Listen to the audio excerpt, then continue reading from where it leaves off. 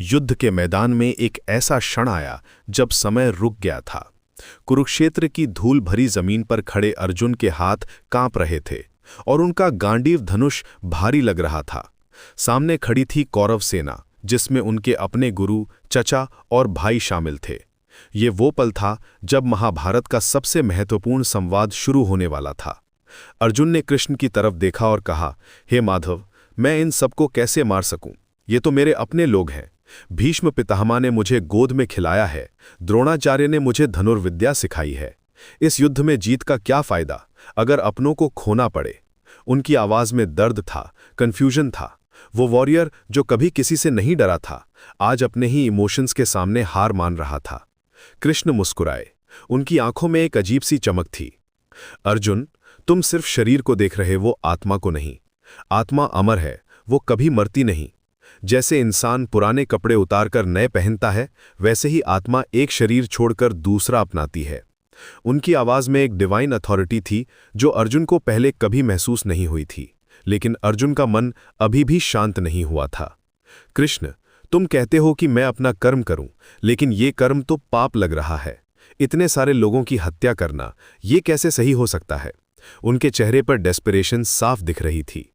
तब कृष्ण ने कुछ ऐसा कहा जिसने अर्जुन की दुनिया हिला दी। अर्जुन, मैं सिर्फ तुम्हारा सारथी नहीं हूं, मैं काल हूं, समय हूं। ये सब लोग पहले से ही मर चुके हैं। तुम सिर्फ एक इंस्ट्रूमेंट हो, एक माध्यम हो। तुम्हारे युद्ध करने या ना करने से कुछ नहीं बदलेगा। उनकी आवाज में अब एक कॉस्मिक पावर की गूंज थी। अर्जुन कंफ्यूज हो गए।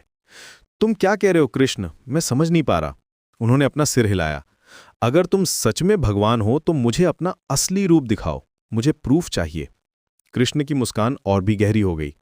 ठीक है अर्जुन, लेकिन पहले मैं तुम्हें डिवाइन आईज देता हूं, क्योंकि अपनी नॉर्मल आंखों से तुम मेरे विराट स्वरूप को नहीं देख सकोगे। उन्होंने अपना हाथ अर्जुन के माथे पर रखा। अचानक अर्जुन की आंखों में एक अजीब सी शक्ति आ गई। वो फील कर सकते थे कि कुछ बदल रहा है। हवा में एक स्ट्रेंज एनर्जी थी, जैसे पूरा यूनिवर्स होल्ड कर रहा हो अपनी सांस।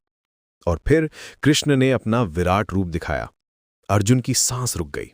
उनके सामने जो दिखा वो किसी भी इंसानी इमेजिनेशन से कहीं ज्यादा था। कृष्ण का शरीर अनंत हो गया था। उनके हजारों हाथ थे, हजारों मुंह थे, हजारों आंखें थीं। उनके शरीर से सूरज जैसी रोशनी निकल रही थी। पूरा यूनिवर्स उनके अंदर दिख रहा था।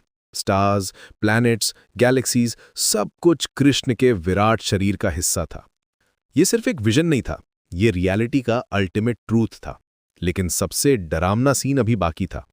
अर्जुन ने देखा कि कौरव सेना के सभी योद्धा कृष्ण के मुंह में जा रहे हैं। भीष्म, द्रोण, कर्ण, दुर्योधन, सभी उस कॉस्मिक माउथ में समा रहे थे। ये डेथ नहीं था, ये ट्रांसफॉर्मेशन था। लेकिन अर्जुन के लिए ये टेरिफाइंग था। हे भगवान, ये क्या है? मैं डर रहा हूं। आप कौन हैं? आपका ये रूप क्यों इतना भयानक है? उनकी आवाज कांप रही थी, पूरा शरीर थर्रा रहा था। कृष्ण की हजारों आवाजें एक साथ गूंजी। मैं काल हूं, महाकाल हूं, मैं सबको खाने वाला हूं। ये सभी योद्धा मेरे द्वारा पहले से ही मारे जा चुके हैं। तुम सिर्फ उठो और युद्ध करो। तुम्हें सिर्फ निमित्त बनना है। अर्जुन का दिमाग प्रोसेस नहीं कर पा रहा था जो वो देख रहे थे। उन्होंने कहा, कृष्ण, प्लीज अपना नॉर्मल रूप ले लो। मैं ये सब नहीं देख सकता, ये बहुत ओवरवेलमिंग है। उनकी आंखों से आंसू निकल रहे थे। कृष्ण ने अपना सामान्य रूप वापस ले लिया। वो फिर से वही प्यारे, मुस्कुराते हुए कृष्ण बन गए जिन्हें अर्जुन जानता था। अर्जुन, जो तुमने देखा है वो मेरा सच्चा रूप है। लेकिन डरो मत, मैं तुम्हारा दोस्त हूं, तुम्हारा गाइड हूं। अर्जुन ने गहरी सांस ली।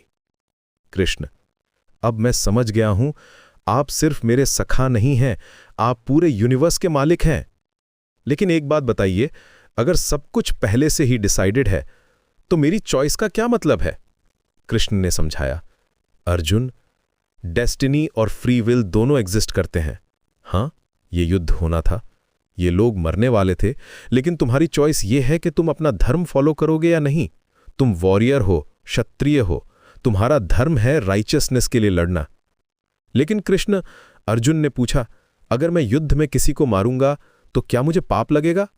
कृष्ण ने जवाब दिया, जब तुम अपने पर्सनल डिजायर्स के लिए नहीं बल्कि धर्म के लिए काम करते हो तो वो कर्म तुम्हें बाइंड नहीं करता।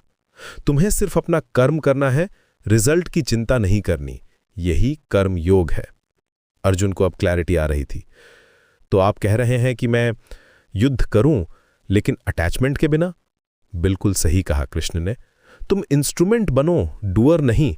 जैसे एक सर्जन ऑपरेशन करता है पेशेंट को बचाने के लिए, वैसे ही तुम युद्ध करो धर्म को बचाने के लिए।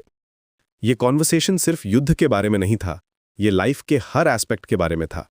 कृष्ण ने अर्जुन को बताया कि कैसे हर इंसान को अपने धर्म के अकॉर्डिंग काम करना चाहिए, कैसे अटैचमेंट छोड़कर काम करना चाहिए और कैसे भगवान में पूरी फेथ रखनी चाहिए।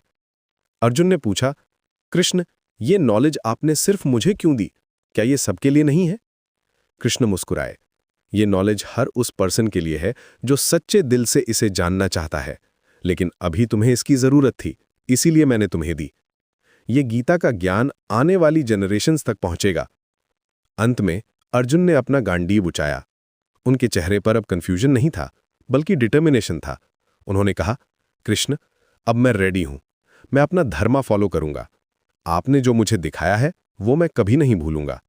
और इस तरह कुरुक्षेत्र के उस धूल भरे मैदान में एक कॉन्वर्सेशन हुई थी जो आज भी हमें गाइड करती है। ये सिर्फ युद्ध की शुरुआत नहीं थी, बल्कि स्पिरिचुअल अवेकनिंग की शुरुआत थी।